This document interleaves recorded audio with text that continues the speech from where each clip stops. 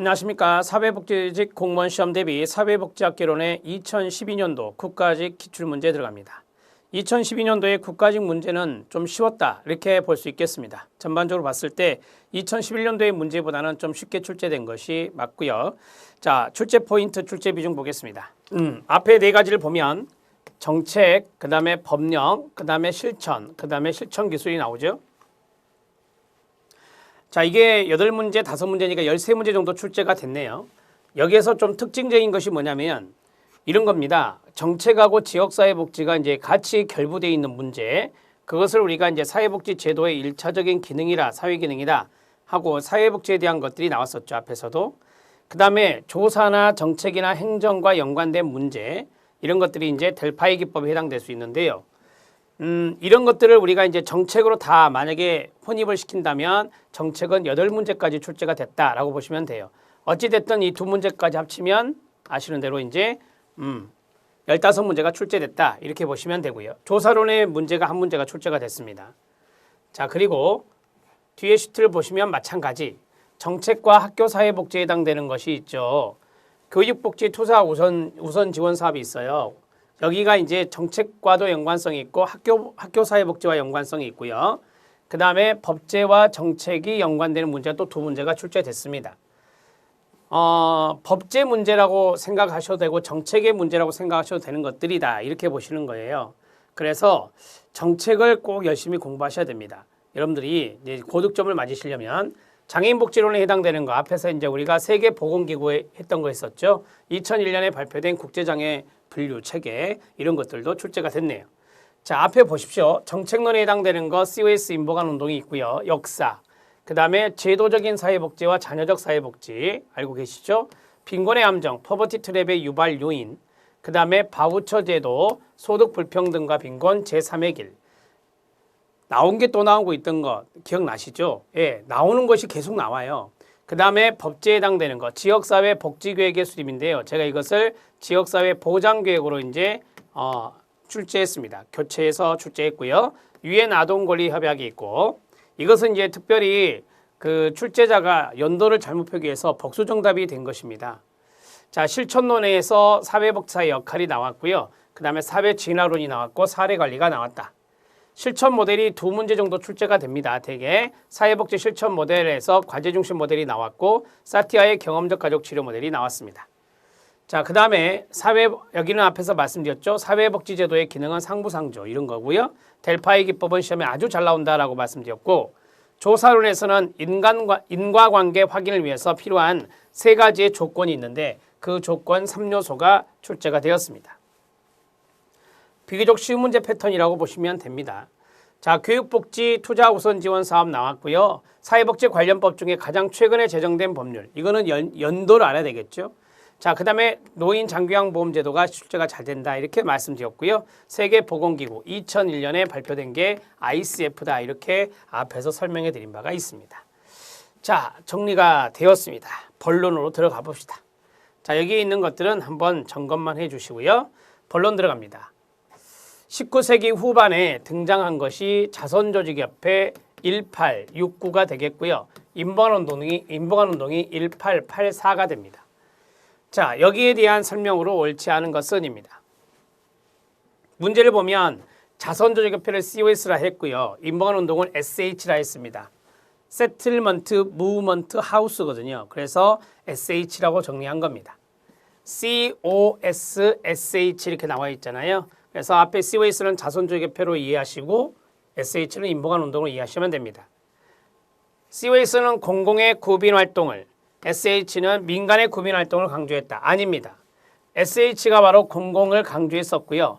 그 다음에 COS가 바로 민간을 강조했던 거예요. 그래서 1번 지문 탈락입니다. COS는 빈곤의 책임을 개인에게 둡니다. 그러니 개인들이 알아서 해야 된다. 그 다음에 민간기관이 열심히 자선조직협회가 민간기관 아닙니까? 물론 인보관운동은 민간기관이지만 인보관도 자, 민간의 구빈활동을 강조했던 것은 COS고요. 자, 그 다음에 빈곤의 책임은 사회에 있다. 그러니 이것은 국가가 공적인 개입을 해서 해결해야 된다라고 본 것이 이제 SH 인보관운동이기 때문에 1번 지문이 바뀌어야 됩니다. COS는 개별 사회 사업의 효시였죠.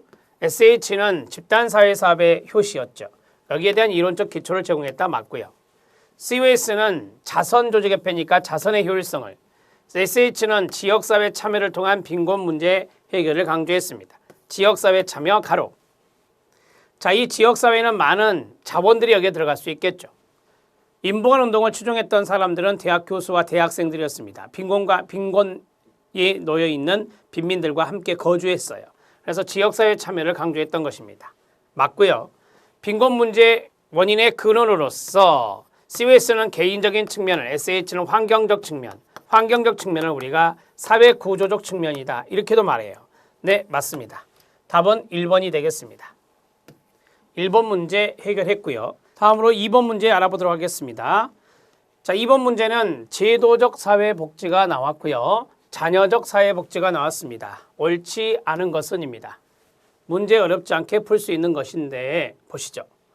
제도적 사회복지와 자녀적 사회복지를 나눈 사람은 윌렌스키와 르보입니다.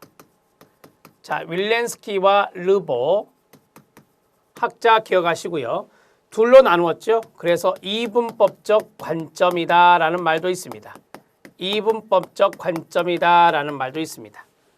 제도적 사회복지는 사회복지를 독자적인 사회 기능과 역할을 수행하는 사회 제도로 봅니다. 그래서 우리가 제도로서의 사회복지다 이렇게 말해요. 사회복지를 독자적인 사회 제도로 보는 것 제도적 사회복지 맞습니다. 자녀적 사회복지는 예외주의, 보수주의 이념에 기반을 두고 있는 거 맞습니까? 네, 맞습니다. 자녀적 사회복지는 빈곤의 문제 책임이 개인에게 있어요. 또한 자녀적 사회복지는 사회 취약계층에게만 복지 혜택이 들어가요. 그래서 예외주의고 보수주의입니다. 제도적 사회복지에서는 사회복지의 대상자에 대한 선별적 사후치료 서비스를 강조한다. 아니에요. 제도적 사회복지가 아니라 선별적 사후치료 서비스 강조하는 것은 자녀적 사회복지다. 이렇게 오답노트 하시면 됩니다. 자녀적 사회복지에서는 사회복지 대상자에 대한 사회적 낙인 효과가 나타나기 쉽죠. 자녀적 사회복지의 대표적인 게 무엇입니까? 네, 공공부조잖아요. 공공부조 제도가 자녀적 사회복지 제도예요. 따라서 낙인 효과가 나타나기 쉽습니다. 답을 해결했습니다. 2번의 답은 3번입니다. 자, 3번 문제 들어갑니다. 3번 문제는 우리나라 2000년대 이후 확대가 되었답니다. 사회 서비스의 주된 공급 전략으로 국가가 서비스 생산자가 아닌 서비스 소비자에게 재정 지원을 하는 거네요. 이것을 수요자 지원 방식이라고 하죠. 수요자 지원 방식이라고 하죠. 대표적인 게 뭡니까? 바, 우, 처입니다. 자, 이용권 제도라고 해요. 사회복지 서비스 이용권 제도. 이것으로 시험에 나올 수도 있습니다. 자, 서비스를 이용하게 만드는 방식은이라고 했잖아요. 이게 바로 바우처 방식이다. 이렇게 정리하시면 됩니다. 쉽게 풀 수 있는 거고요. 서비스 구매 계약이 있습니다. 포스크라고 하는데요. 서비스 구매 계약은 정부와 민간의 위탁 계약이라고 생각하시면 됩니다. 정부와 민간의 위탁 계약을 서비스 구매 계약이다. 이렇게 말합니다. 자, 정리가 됐고요. 3번의 답은 3번입니다. 4번 문제 들어갑니다. 4번 문제는 기능주의 관점에서는 사회 제도의 분화와 각 제도에 따르는 주요 사회 기능을 연결시킵니다. 이걸 우리가 기능주의 관점이라 이렇게 말을 하기도 해요. 참고하시고요. 정치, 경제, 종교 제도와 구분되는 사회복지 제도의 1차적 기능은 무엇입니까? 상부상조라고 앞에서 말씀드렸습니다. 사회통합은요, 종교제도입니다. 그 다음에 생산분배 소비는요, 경제제도입니다. 그 다음에 사회통제는요, 정치제도입니다. 하나 남은 게 뭐죠? 가족이 나왔죠? 가족제도의 기능은 무엇입니까? 사회화입니다. 여기까지 알아놓으면 됩니다. 4번의 답은 1번입니다. 아주 쉬운 문제죠? 5번 문제 들어갑니다. 자, 5번 문제는 역사적으로 사회복지 실천에 영향을 미친 이념 중에 다음 설명에 해당되는 것은입니다. 엄청 쉽습니다. 부자는 그들이 우월해서 부유층으로 살아남는 것이고 빈곤한 사람은 게으르고 비도덕적이기 때문에 가난할 수밖에 없다. 적자 생존의 원리입니다. 적자 생존의 원리는 바로 진화론적 관점인데 부자와 빈자를 말했으니 사회 또는 인간에게 적용한 사회 진화론이다. 이렇게 말할 수 있겠습니다. 사회 진화론 3번이 답이 됩니다. 이러한 것들은 바로 사회 통제의 의미도 있습니다. 질서를 유지하는 사회 통제의 의미도 담고 있다. 이렇게 정리하시면 되겠습니다. 다원주의는 아시죠? 네, 다양성을 존중하는 것입니다. 다양성을 존중하는 것이 다원주의입니다. 그 다음에 민주주의가 있습니다. 민주주의는 평등과 참여가 중요한 단어가 됩니다. 평등과 참여를 강조하는 것이 민주주의입니다. 자, 인도주의가 있습니다. 인도주의와 연관성이 있는 것이 COS라고 하는 것이거든요. 박애사상과 연관성이 있습니다. 자, 이러한 것들을 우리가 인도주의다 이렇게 말할 수 있습니다. 3번이 답이 됩니다. 자, 6번 문제 들어가도록 하겠습니다. 6번 문제는 사회복지이론을 과학적 조사 방법을 통해 구성할 때 두 변수 간의 인과관계 확인을 위해 필요한 세 가지 경험 조건에 해당하지 않는 것은입니다. 연속성이란 것은 없죠. 공변성이라든지 시간적 우선성이라든지 통제, 외부 설명의 배제라고 하는 우리가 외생 변수의 통제란 말을 쓰잖아요. 그것과 연관성이 있습니다. 외부 설명의 배제를 외생 변수의 통제로 바꿀 수 있습니다. 외생 변수의 통제 동의어입니다. 답은 1번이 답이 됩니다. 자, 설명 들어가 보면 우리가 인과관계를 독립변수와 종속변수의 관계로 말합니다. 독립변수를 원인이라 하고 뒤에 오는 것을 종속변수라고 하죠. 종속변수는 결과변수입니다. 그래서 원인과 결과를 보는 것이 바로 독립변수와 종속변수의 관계인데요. 1번, 독립변수와 종속변수에서 독립변수가 시간적으로 앞에 와야 됩니다. 그것을 우리가 원인의 시간적 우선성이라고 하는 겁니다. 원인의 시간적 우선성, 종속변수가 앞에 오면 안 된다는 겁니다. 두 번째, 이 변수가 변하면 이 변수도 변한다는 겁니다. 함께 공자의 변할 변자를 써서 공변성이라고 하는 것입니다. 즉, 독립변수가 변하면 같이 종속변수도 변해줘야 된다는 소리입니다. 자, 세 번째입니다. 세 번째는 이 두 가지의 영향을 미치는 외생변수가 있으면 안 됩니다. 그래서 외생변수의 통제라고 합니다. 자, 외생변수의 통제를 그냥 통제라고도 말할 수 있습니다. 제가 여기에서 외생변수 하나를 C라고 책정을 해보면 C라는 변수가 이렇게 영향을 주면 된다 안 된다? 안 된다는 거예요. 그래서 우리는 이 외생변수를 통제해야 된다는 겁니다. 그래서 외생변수의 통제가 마지막에 들어가고요. 자, 우리가 보고자 하는 가설은 이 독립변수와 종속변수의 관계만 보고자 하는 거예요. 이러한 경쟁가설이 생기면 안 됩니다. 그래서 경쟁가설의 배제라는 말로 나올 수도 있습니다. 경쟁가설의 배제 이런 식으로 정리를 해주시면 되겠습니다. 연속성이란 것은 없습니다. 6번의 답은 1번입니다. 7번 문제 들어갑니다. 7번 문제는 세계보건기구가 2001년에 발표한 새로운 국제장애 분류체계는 뭡니까? ICF라고 제가 말씀을 드렸죠. 개인적인 기능과 사회적인 기능 두 가지로 나누었다. ICIDH가 있는데 이건 1980년이라 했었고요. ICIDH2 재분류죠. 이건 1997년이 되겠습니다. ICD는 우리가 이제 진단분류라고 해요. 이거는 뭐 참고만 하시면 되겠습니다. 7번의 답을 1번으로 처리하시면 됩니다. 자, 이제 8번 문제 들어갑니다. 8번 문제. 현재 우리나라 노인 장기요양 보험제도에 대한 설명으로 옳지 않은 것은입니다. 제도 운영은 기본적으로 사회보험의 원리에 입각하나요? 네, 맞습니다. 제5의 사회보험이 노인장기요양보험입니다. 노인장기요양보험법의 장기요양급여는 65세 이상 노인에게 한정되나요? 아닙니다. 65세 이상 노인 또는 65세 미만의 자로서 노인성 질병이 있는 자가 대상자가 됩니다. 그렇기 때문에 이 사람에게 한정된다 하면 틀립니다. 장기요양급여에 재가급여가 있습니다. 거기에 단기보호가 있던가요? 네, 있습니다. 재가급여의 종류를 써보겠습니다. 주, 야간 보호가 있습니다. 단기 보호가 있습니다. 방문, 목욕,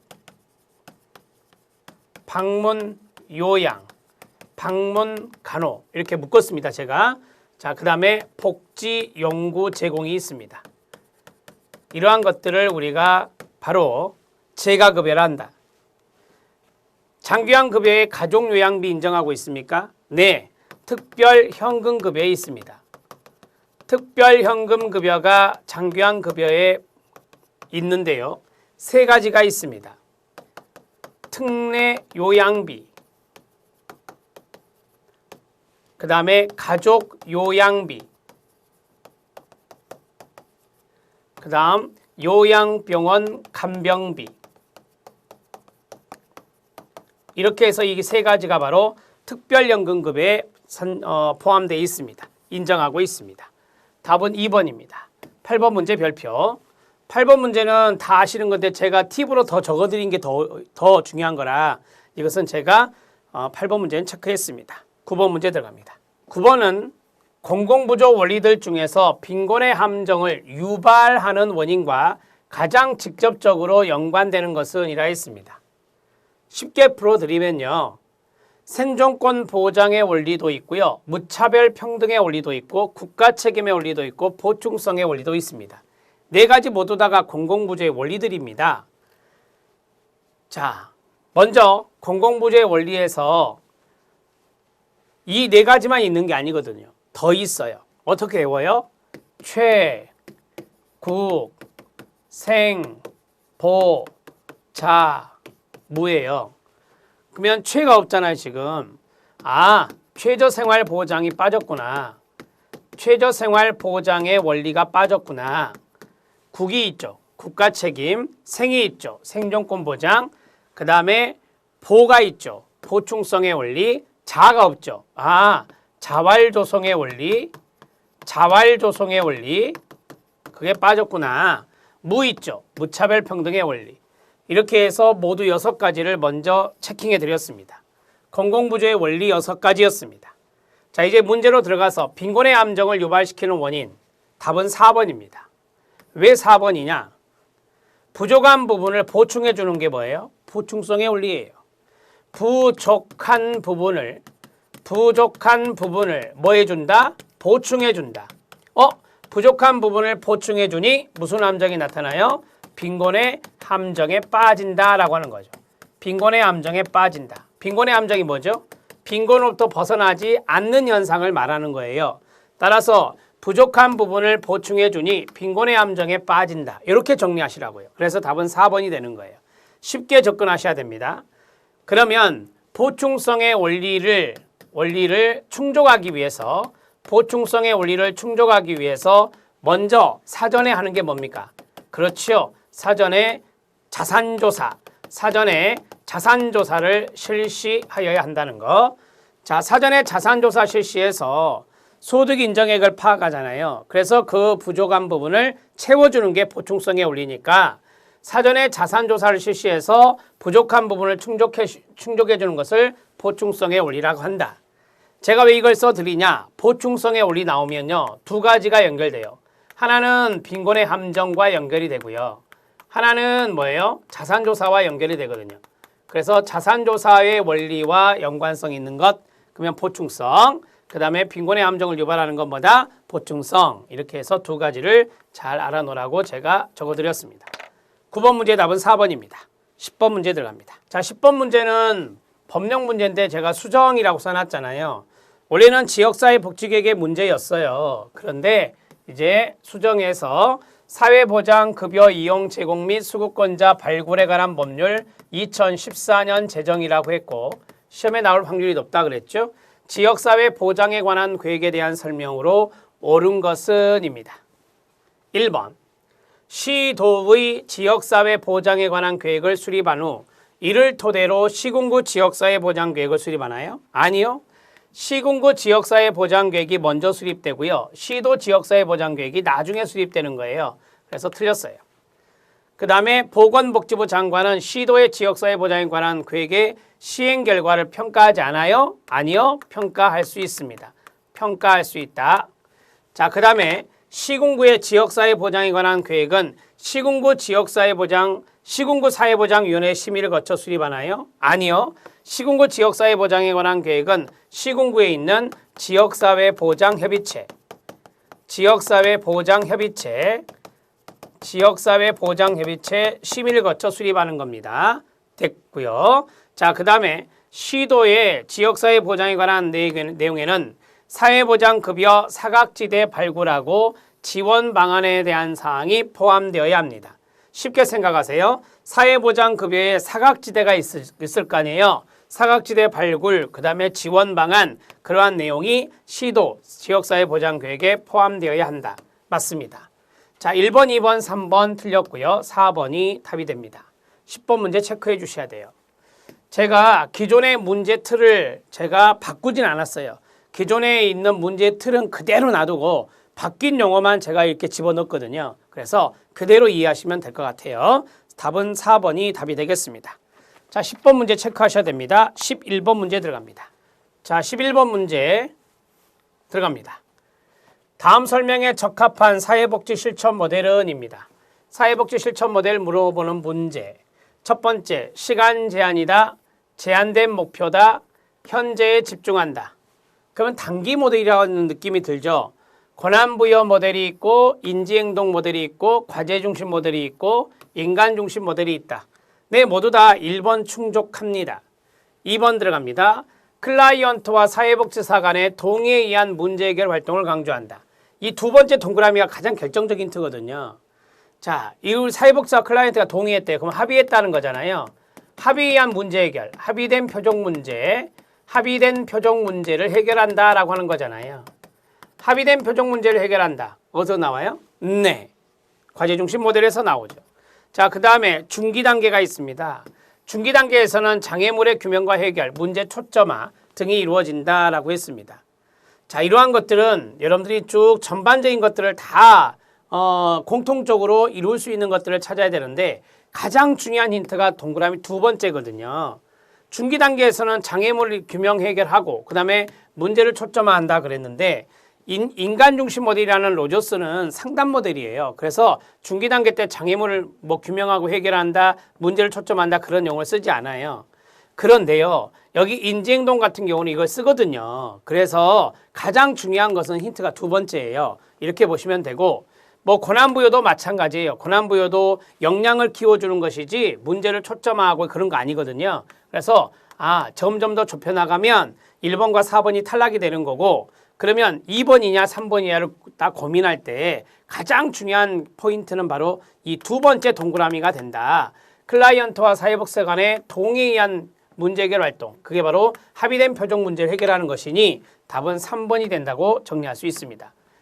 그냥 막 찍으려고 하지 마시고요. 여기 있는 선택지에서 하나하나 커트시켜 나가는 연습이 필요해요. 그렇게 해야 여러분들이 또 실력이 늘어나니까요.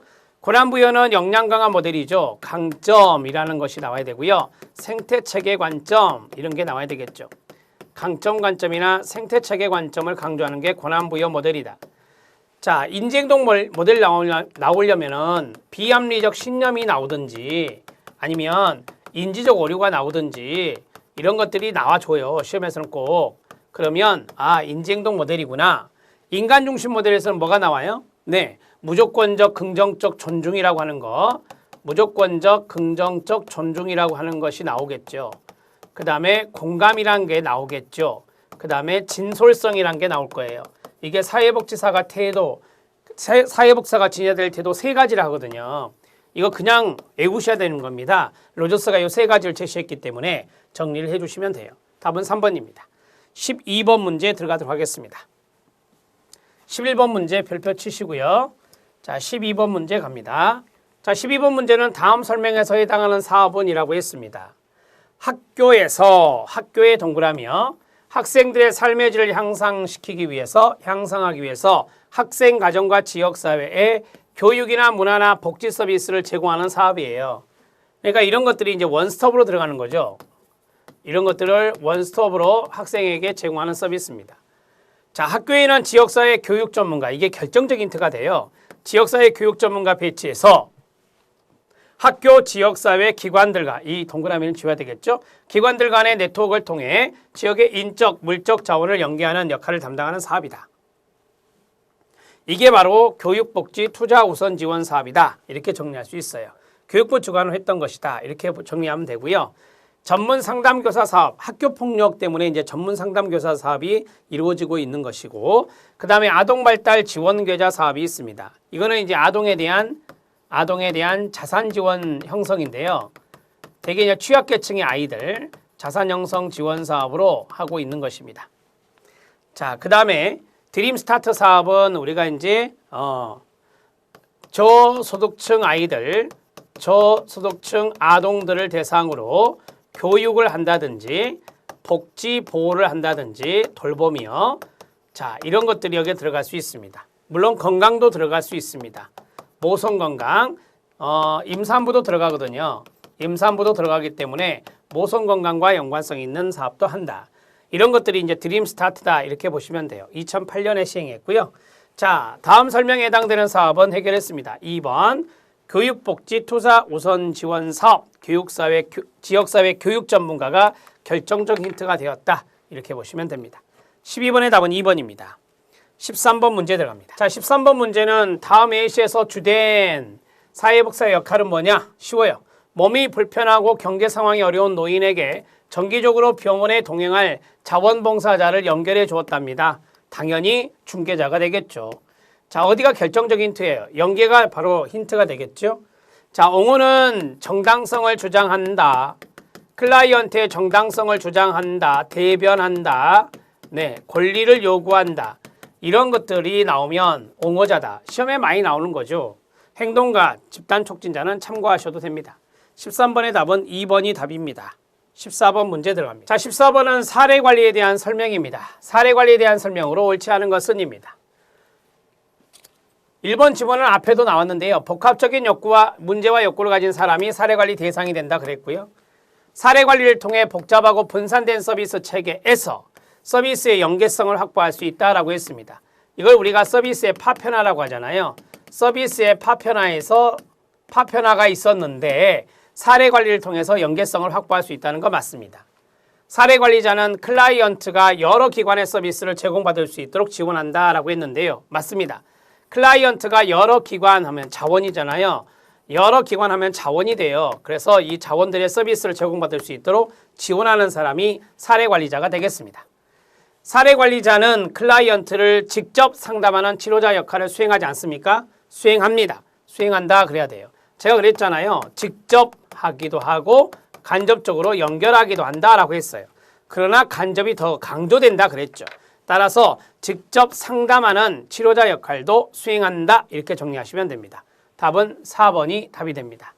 14번 문제는 어렵지 않게 풀 수 있는 문제라 굳이 체킹하지 않겠습니다. 14번의 답은 4입니다. 15번 문제 들어갑니다. 자, 15번 문제는 사회복지 서비스 기획에 필요한 욕구조사의 자료 수집 방법에서 델파이 기법을 적용한 것은입니다. 15번 문제 별표. 자, 기존에 공인된 2차 자료들이 있네요. 2차 자료들의 소재를 파악하고 접근성을 확보한 후에 자료를 수집한답니다. 2차 자료 분석입니다. 자, 그 다음에 두 번째, 지역사회에서 현재 서비스를 제공하고 있는 기관들이 있는데요. 그 기관들이 보유하고 있는 서비스 실태 자료가 있을 거 아니에요. 그것도 2차 자료 분석입니다. 자, 그 다음에 3번, 지역사회 잠재적 서비스 대상자들에 대해서 확률 표집을 합니다. 확률 표집, 다수를 확률 표집해서 설문 자료를 수집한다. 서베이입니다. 서베이 조사가 바로 다수를 조사하는 확률 표집, 표본 조사에서 하는 겁니다. 전문가의 동그라미, 반복의 동그라미, 합의의 동그라미. 전문가를 대상으로 반복적 과정을 통해 합의된 의견에 대한 자료 수집하는 게 뭡니까? 이게 바로 델파이 기법입니다. 자, 답은 4번이 되겠습니다. 15번 문제에서 나머지 것들이 어떤 것에 해당되는지 그것도 여러분들이 조금 눈여겨보셔야 됩니다. 됐습니다. 4번이고요. 델파이는 또 시험에 나올 확률이 상당히 높습니다. 델파이는 잘 잡아주셔야 돼요. 16번 문제 들어갑니다. 자, 16번 문제 별표. 소득 불평등과 빈곤에 대한 설명으로 옳지 않은 것은입니다. 들어갑니다. 빈곤율은 빈곤자 전체 인구에서 빈곤자가 전체 인구에서 차지하는 비율을 뭐라 한다? 빈곤율이라고 하죠. 그래서 우리가 빈곤율을 빈곤의 규모라고 하는 겁니다. 맞습니다. 소득 불평등의 정도를 수치화한다. 소득 불평등의 정도를 수치해서 나타나는 측정치가 뭐예요? 지니 계수가 있습니다. 지니 계수는 0과 1 사이죠. 클수록 불평등이 심화되죠. 클수록 불평등이 심화됩니다. 자, 그 다음에 빈곤은 주관적 기준으로 측정될 수 있습니다. 이걸 라이덴 대학에서 했던 라이덴 방식이랍니까? 네, 맞습니다. 라이덴 빈곤선은 주관적 방식입니다. 맞고요. 사회적 배제의 개념은 소득 빈곤의 결과적 측면에 초점을 둔다. 바로 앞에서 우리는 과정과 결과 중에서 무엇이 중요하다? 빈곤화에 이르는 과정을 중요하는 역동적인 과정이다 라고 했어요. 따라서 사회적 배제는 결과 측면을 강조하는 게 아니라 과정적인 측면을 중시하는 겁니다. 결과적 측면에 초점을 두는 것이다. 틀렸습니다. 과정에 초점을 두는 것이어서 4번이 잘못되었습니다. 16번 문제 잘 알아두시죠. 빈곤율의 개념, 그 다음에 지니 계수가 있다. 불평등 정도 수치하는 거. 라이덴 방식은 바로 주관적 방식이다. 사회적 배제는 결과보다는 과정을 중시하는 역동성이 있다. 이렇게 정리하시면 되겠습니다. 4번이 답입니다. 17번 문제 들어갑니다. 자, 17번 문제 별표. 유엔에서 발의한 아동 권리 협약에 대한 설명으로 옳지 않은 것은입니다. 자, 이거는 문제 그대로 수정하지 않았습니다. 복수정답된 사례인데요. 이의제기가 받아들여져서 복수정답이 됐던 사례입니다. 우리나라는 1991년에 이 가입에 서명하고 비준서를 유엔에 제출하였다라고 했습니다. 서명이 틀렸습니다. 우리나라는요, 1990년에 서명했습니다. 90년에 서명 가입을 했고요. 서명 가입을 했고, 그 다음에 이듬해인 1991년에 바로 비준했어요. 비준해서 비준서를 제출한 겁니다. 비준서를 제출한 거다. 그래서 연도가 틀렸죠. 서명이 들어가면 안 되잖아요. 1991년에 비준해서 비준서를 유엔에 제출했다. 이렇게 돼야 되겠죠. 자, 그 다음에 아동의 생존권, 평등권, 자기결정권이 규정되어 있다. 틀렸습니다. 자, 우리가 어떻게 부르죠? 생, 보, 발, 참. 생, 보, 발, 참. 생존권, 그 다음에 보호권, 그 다음에 발달권, 그 다음에 참여권. 그래서 생보발참으로 외우면 돼요.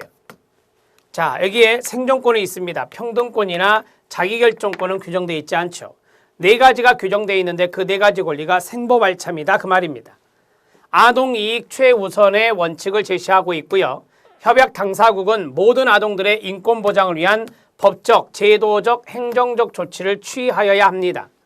자, 협약이기 때문에 여기에 가입국은요, 협약 당사국은 법적 구속력이 있어요. 협약이기 때문에 법적 구속력이 있어서 의무적으로 제도적인 거, 법적인 거, 행정적인 조치를 취해야 합니다. 이게 바로 법적 구속력이 있다는 설명이죠. 그래서 3번과 4번이 맞고요. 1번과 2번이 틀립니다. 그래서 답을 1, 2로 처리하시면 돼요. 자, 17번은 복수 정답이 되었던 사례입니다. 18번 문제 들어갑니다. 18번 문제는 우리나라 사회복지 관련법 중에 가장 최근에 제정된 거. 그럼 연도를 다 기록해야 돼요. 노인장기요양보험법은 2007년에 제정되었어요. 이건 시행까지도 시험에 잘 나오더라고요. 2008년 시행입니다. 두 개 써놓으시면 되고. 장애인 활동 지원에 관한 법률이 있어요. 2011년에 제정되었죠. 자, 그 다음에 저출산 고령사회 기본법 2005년에 제정되었죠. 긴급복지지원법도 2005년에 제정되었죠. 자, 2005년에 제정되었는데 제정되었을 때는 한시법이었습니다. 일종의 일몰법이었는데 이명박 정부에서 한시법이 아니라 영속법으로 바꿨죠. 그래서 이건 영속법이다. 한시 적용이 아니라 계속해서 이제 지속되는 영속법이 된다. 원래는 뭐였다고요? 한시법으로 시작했어요. 그런데 2009년도에 이명박 정부에서 영속법으로 바꾸었습니다. 그것도 알아놓을 필요가 있습니다. 가장 최근에 이루어진 것은 2번 장애인활동 지원에 관한 법률이 2011년 제정이기 때문에 이것을 정리하시면 되겠습니다. 자, 18번 답은 2번이 답이 됩니다.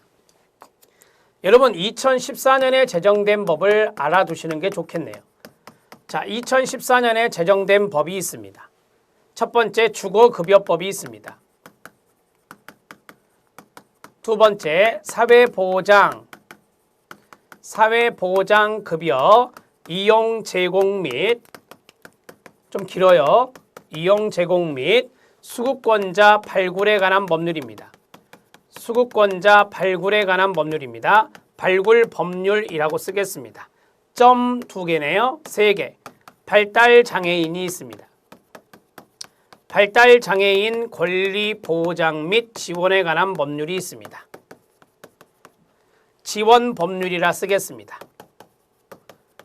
일명 발달장애인법입니다. 마지막에 주거급여법이 있습니다.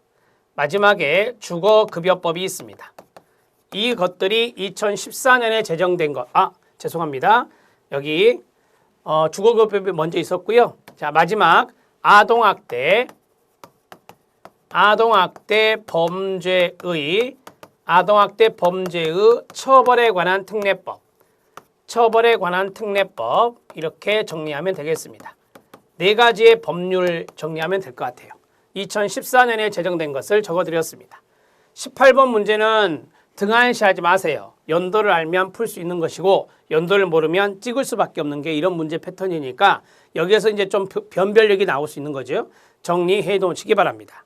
19번 문제 들어갑니다. 자, 19번 문제는 가족치료 모델 중에서 행동이론이나 학습이론이나 의사소통이론을 기초로 하고 있고 직접적이고 분명한 의사소통과 개인 가족의 성장을 치료 목표로 하는 것은이라고 했습니다. 자, 중요한 포인트를 잡아드리면 이거죠. 의사소통이 있고요. 성장이 있습니다. 자, 가족상담학을 보면 책을 보면 의사소통 성장 모델이라는 게 있어요. 일명 의사소통 성장 모델 또는 성장 모델이라는 게 있어요. 그게 바로 뭐냐? 사티어의 경험적 치료 모델입니다. 사티어의 경험적 치료 모델이 의사소통 성장 모델과 같아요. 그래서 우리는 답이 바로 사티어의 경험적 가족 치료 모델이 답이 되는 겁니다. 19번 문제는 정말 쉬운 겁니다. 어렵지 않게 풀 수 있는 거고요. 헤일리의 전략적 가족 치료, 보엔의 다세대 가족 치료, 미누친의 구조적 가족 치료가 있는데요. 전략적 가족 치료에서 역설적 지시, 실현 기법 이런 것들이 이제 출제가 되었었죠. 지문으로요. 다세대는 자아 분화가 중요한 거 아시죠? 자아 분화, 그 다음에 삼각관계, 그 다음에 탈삼각화. 자, 이런 것들이 중요한 지문이 될 겁니다. 자, 구조적 가족 치료에서는 하위 체계라든지, 그 다음에 경계라든지, 그 다음에 권력적인 측면, 그 다음에 가족의 재구조화, 리스트럭처라고 하는 가족의 재구조화 이런 것들이 중요한 지문이 됩니다. 답은 1번이 답이 됩니다. 마지막 20번 문제 들어갑니다. 자, 20번 문제도 쉽습니다. 사회복지 사상 중에 1. 인적 자원 개발을 강조하는 2. 사회투자국가 논리와 가장 밀접하게 연관된 것은 인적 자원에 대한 투자, 그 다음에 사회투자국가. 생각나는 게 뭐죠? 제3의 길입니다. 더 서드웨이라고 하는 제3의 길이 답이 되겠습니다. 신자유주의를 아십니까? 네오리버럴리즘이라고 하는 신자유주의. 국가의 복지 개입 축소죠. 국가의 복지 개입의 축소, 그 다음에 민영화 이런 것들이 강조되는 것이 바로 신자유주의입니다. 대처리즘도 여기에 들어갈 수 있고요. 레이거노믹스도 여기에 들어갈 수 있습니다. 미국과 영국의 역사에서 대표적인 신자유주의의 사례입니다. 케인즈주의는 아시죠? 케인즈주의는 수정자본주의와 관련성이 있습니다. 시장에 문제가 있을 때 국가가 개입하라 라고 하는 것이에요. 따라서 이것은 수정자본주의고 케인즈주의는 정부의 간섭을 강조합니다. 정부의 간섭을 강조하는 것이다. 이렇게 정리하시면 됩니다. 케인즈주의는 유효 수요 이론이라고도 합니다. 자, 페비언주의가 있습니다. 페비언주의는 3인주의와 관련성이 있는 거 아시죠? 3인주의와 관련성이 있다. 그 다음에 공리주의와 연관성이 있다. 소득의 평등보다는 부의 평등을 강조한다. 소득의 평등보다는 부의 평등을 강조한다. 이런 것들이 바로 페비언주의, 즉 사회민주주의와 관련성이 있는 것이다. 자, 정리가 됐죠? 하나만 더 쓸까요? 공동체 의식을 강조합니다. 공동체 의식을 강조한다. 여기까지 팁으로 좀 적어드렸습니다. 답은 1번입니다. 자, 20번 문제까지 해결했습니다. 2012년도에 국가직 문제는 수월했다. 문제 지문도 짧았고요. 이렇게 정리해 볼 수 있겠습니다. 자, 여기에 비해서 우리가 이제 다음에 2012년도에 통합지방직 문제를 풀려고 하는데요. 2012년도에 통합지방직 문제는 좀 어려웠습니다. 그래서 여러분들이 2012년도에서는 통합지방직의 문제가 조금 많이 긴장할 수 있을 만큼 어려웠던 문제라고 생각하고 다음 시간을 대비하시면 됩니다. 열심히 복습하고 또 복습하시기 바랍니다. 수고하셨습니다.